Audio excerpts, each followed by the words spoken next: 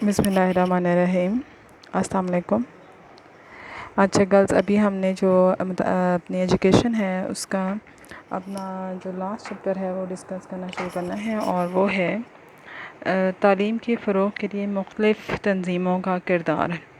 कि जो हमारे मुल्क में तालीमी निज़ाम है और तालीमी जो मेयार है उसके फ़रोग़ के लिए मुख्तलिफ़ तंजीमें बनी हुई हैं, और वो जो है ना वो अपना अपना किरदार अदा करने की कोशिश कर रही हैं, और उसमें उन्हें काफ़ी हद तक कामयाबी भी हासिल हुई है। वही अब हमने इसके अंदर देखना है। मुल्क में सबसे पहले देख लेते हैं तालीमी इंतज़ाम का ये मतलब होता है कि जो तालीमी हमारा ढांचा है उसको चलाने के लिए जो है निसाब है, निसाब साज़ी है, असातिज़ा की तकर्री है, उनकी तरबियत है, इम्तिहानात हैं, और फिर उसके बाद जायज़ा है। ये सारी जो है ना चीज़ें, ये देखना हम इसी जो है ना कैटेगरी के अंदर आ जाता है। मुल्क में ज़रूरत के मुताबिक नए तालीमी इदारों के क़याम, निसाब साज़ी, तरबियत असातिज़ा, इम्तिहान और जायज़ा जैसे अमूर की अंजामदही वफाकी, सूबाई और ज़िली हुकूमतों की ज़िम्मेदारी है।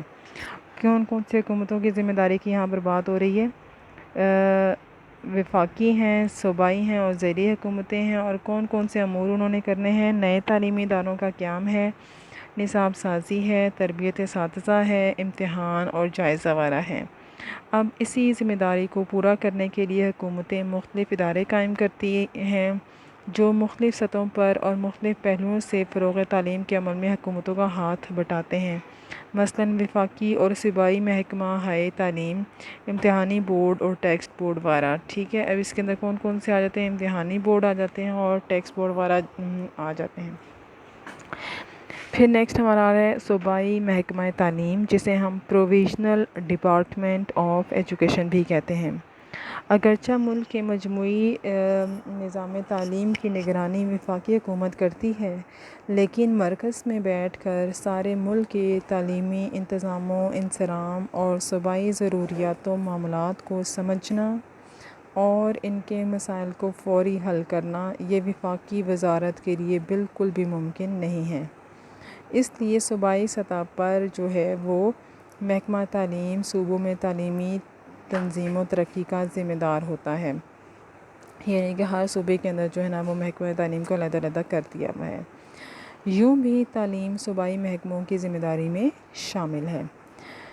तो अब ये आपने बात याद रखनी है कि जो हमारी तालीमी निज़ाम है उसमें जो तालीम है वो सूबाई हुकूमतों की ज़िम्मेदारी है।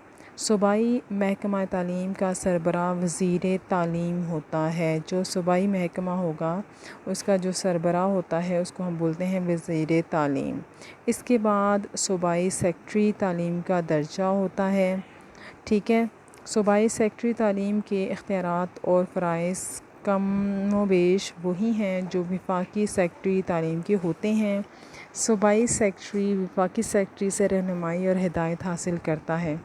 जिस तरह मरकज़ी वज़ारत तालीम के मुख्तलिफ़ शोबे हैं और इनमें अफसरान व मातहत अमला मुतय्यन हैं, इस तरह सूबों में भी महकमा तालीम के मुख्तलिफ़ शोबे अपने फ़राइज़ अंजाम देते हैं। अहम शोबों की फ़हरिस्त जो है वो हम देख लेते हैं कौन कौन सी है। Directorate of public instruction, executive district office तालीम, सानवी और आला तालीमी बोर्ड, फ़नी तालीमी बोर्ड, इदारा तदवीन निसाब और तोसीए तालीम, इदारा तरक्की निसाब व तहकीक, सूबाई टेक्स्ट बुक बोर्ड। अब ये जो 5 पॉइंट्स हैं ना गर्ल्स, ये हमारा यहाँ से क्या बन जाता है? शॉर्ट क्वेश्चन बन जाता है। ठीक है, फिर आ जाता है सूबाई महकमा तालीम की ज़िम्मेदारियाँ, फ़राइज़ और इख्तियारात। सबसे पहले है कौमी तालीमी पॉलिसी पर अमल और तालीमी ज़रूरियात का जायज़ा लेना। वफाकी हुकूमत कौमी तालीमी पॉलिसी मुरतब करती है, जबकि सूबाई महकमा तालीम अपने सूबों में इस पॉलिसी पर अमल दरामद करने का ज़िम्मेदार।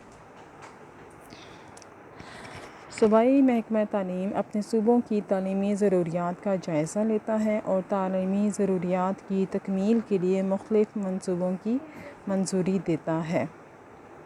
پھر ہم دیکھ لیتے ہیں، ہمارا فرسٹ پوائنٹ ہو گیا، ٹھیک ہے۔ سیکنڈ پوائنٹ آتا ہے ملازمت کے قواعد مرتب کرنا، کہ جو افسران ہیں ان کو جو ہے ان کا چناؤ کرنا ہے، ملازمت کی شرائط مقرر کرنی ہے، تبادلہ ہے، اور باقی جو امور ہیں ان کی نگرانی والا اس کے اندر شامل ہو جاتا ہے۔ تو صوبائی تعلیم محکمہ تعلیم میں اعلیٰ افسران کا تقرر، تبادلے اور ملازمت سے متعلق دوسرے تمام امور کی نگرانی کرنا صوبائی محکمہ تعلیم کی ذمہ داری ہے۔ یعنی کہ صوبائی محکمہ تعلیم کی ذمہ داری کے اندر کیا کیا چیزیں شامل ہو جاتی ہیں؟ صوبائی محکمہ تعلیم میں اعلیٰ افسران کا تقرر کرنا، ان کے تبادلے وغیرہ کے معاملات کو دیکھنا، اور ملازمت سے متعلق جو دوسرے امور ہیں ان کو بھی دیکھنا۔ اس کے علاوہ اسکولوں کے اساتذہ کا چناؤ، ان کی شرائط، ملازمت کا تعین و تقرری و تبادلہ اور ملازمت کے قواعد مرتب کرنا بھی صوبائی محکمہ تعلیم ہی کی ذمہ داری ہے، ٹھیک ہے۔ تو یعنی کہ اعلیٰ افسران کے ساتھ ساتھ اساتذہ کی جو ہے نا کی ملازمت کے جو مختلف پہلو ہیں ان کو بھی دیکھنا جو ہے وہ صوبائی محکمہ تعلیم کی ذمہ داری ہے۔ پھر آ جاتا ہے تعلیمی اداروں اور انتظامی معاملات کی نگرانی کرنا۔ صوبے میں محکمہ تعلیم کا ایک انتظامی شعبہ ہوتا ہے۔ انتظامی معاملات درپیش ہوتے ہیں، ان کی نگرانی اور ان کی اصلاح کرنا جو ہے وہ اسی کے اندر شامل ہے۔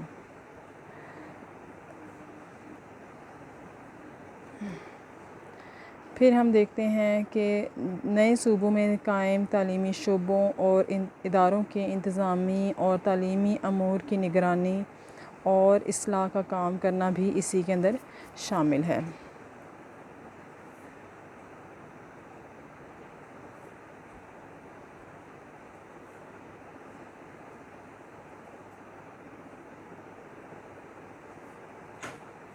اچھا، اس کے علاوہ اگر ہم دیکھتے ہیں تو اس کے اندر کیا کیا پوائنٹ جو ہے نا وہ شامل ہو جاتے ہیں۔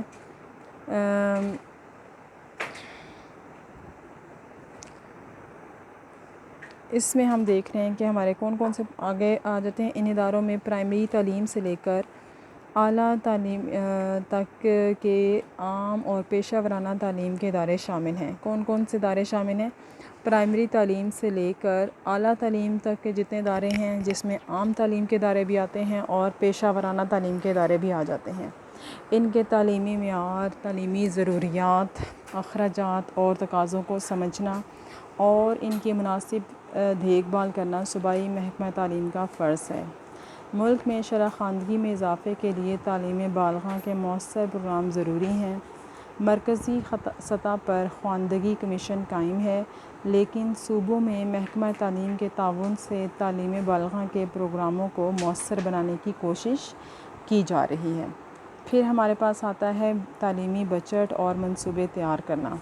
محکمہ تعلیم کے مختلف شعبوں میں متعلق تمام اخراجات کا میزانیہ تیار کرنا، ساز و سامان کی خریداری اور اس کے حصول کے لیے منظوری دینا، نیز مالی امور کی نگرانی کرنا صوبائی محکمہ تعلیم کی ذمہ داری ہے۔ علاوہ ازیں مختلف تعلیمی منصوبوں کی تیاری، منظوری، نگرانی اور تکمیل بھی اس محکمے ہی کے سپرد ہے۔ یہی محکمہ صوبے میں تعلیم سے متعلق اعداد و شمار بھی جمع کرتا ہے تاکہ تعلیم کی ترقی اور تحقیق میں ان سے مدد جو ہے وہ حاصل ہو سکے۔ پھر آتا ہے ہمارے پاس تدوین نصاب، یعنی کہ نصاب جو ہے نا اس کی تشکیل دینا، اس میں رد و بدل کرنے کی ضرورت ہوئی تو وہ دیکھنا۔ صوبائی محکمہ تعلیم کی ذمہ داری ہے کہ تعلیمی پالیسی کے مطابق نصاب کی تشکیل و تدوین میں اپنا کردار ادا کرے۔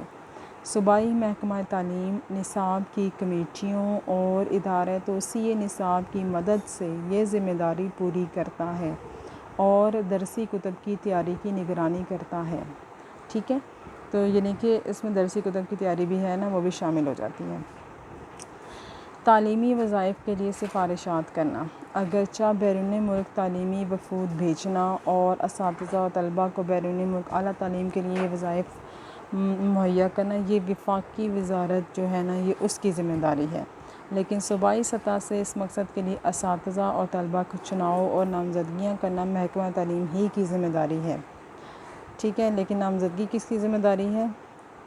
یہ محکمہ صوبائی سطح پر کی جاتی ہے۔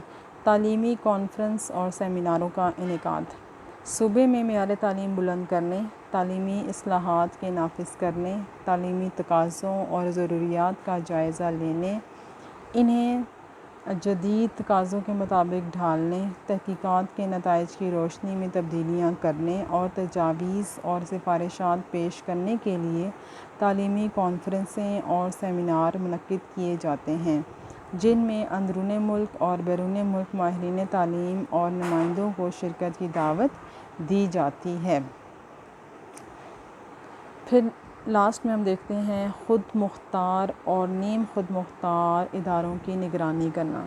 تعلیم کے فروغ کے لیے صوبے میں مختلف خود مختار اور نیم خود مختار ادارے کام کرتے ہیں۔ ان میں ٹیکسٹ بک بورڈ، امتحانی تعلیمی بورڈز، نظامت تعلیمات، یونیورسٹیاں، تدوین نصاب و تحقیق کے ادارے اور تربیت اساتذہ کے ادارے شامل ہیں۔ صوبائی محکمہ تعلیم ان اداروں کے معاملات کی نگرانی کرتا ہے اور ان کے مسائل حل کرنے میں تعاون کرتا ہے۔ صوبائی محکمہ تعلیم میں سیکرٹری تعلیم کی معاونت کے لیے اسپیشل سیکرٹری تعلیم اسکولز اور اسپیشل سیکرٹری اعلیٰ تعلیم کام کرتے ہیں۔ اس کے علاوہ صوبائی سطح پر ڈائریکٹر پبلک انسٹرکشن اسکولز اور ڈائریکٹر پبلک انسٹرکشن کالجز بھی کام کرتے ہیں۔ اب یہ جو پوائنٹس ہیں یہ آپ نے اچھی طرح سے ان کو یاد کرنا ہے، نام بھی یاد کرنا ہے، لکھنے کی بھی پریکٹس کریں کہ آپ کو صحیح طرح سے یہ نام لکھنے بھی آتے ہوں، ٹھیک ہو گیا۔ اب آپ نے گرلز یہ کام یہ کرنا ہے کہ آپ کی اسائنمنٹ کیا ہے کہ اس میں سے آپ نے یہ جو میں نے شارٹ کوسچن دیا ہے آپ کو سٹارٹ میں بتایا تھا کہ یہ آپ کا ایک شارٹ کوسچن بنتا ہے، یہاں سے یہ آپ نے شارٹ کوسچن لکھ کے مجھے جو ہے نا وہ سینڈ کرنا ہے، اور اس کے بعد جو ہے یہ جو ہے نا ان کے جو فرائض ہیں ان کے جو نام ہیں، کس کے نام، فرائض کے نام جو ہیں ان کو شارٹ کوسچن کی فارم میں صرف جو ہے نا ہیڈنگس جو ہے نا پوائنٹس کی ہیڈنگس آپ نے لکھ کے بھیجنی ہے مجھے، اور یہ آپ کا سیکنڈ شارٹ کوسچن ہو جائے گا یہاں سے، ٹھیک ہے۔ اور یہاں سے آپ نے جو ہے نا یہ دو شارٹ کوسچن آپ کا اسائنمنٹ ہے، یہ آپ نے مجھے کر کے سینڈ کرنی ہے، ٹھیک ہے۔ ان کو یاد بھی کرنا ہے۔ اپنا خیال رکھیے گا، دعا میں یاد رکھیے گا۔ اللہ حافظ۔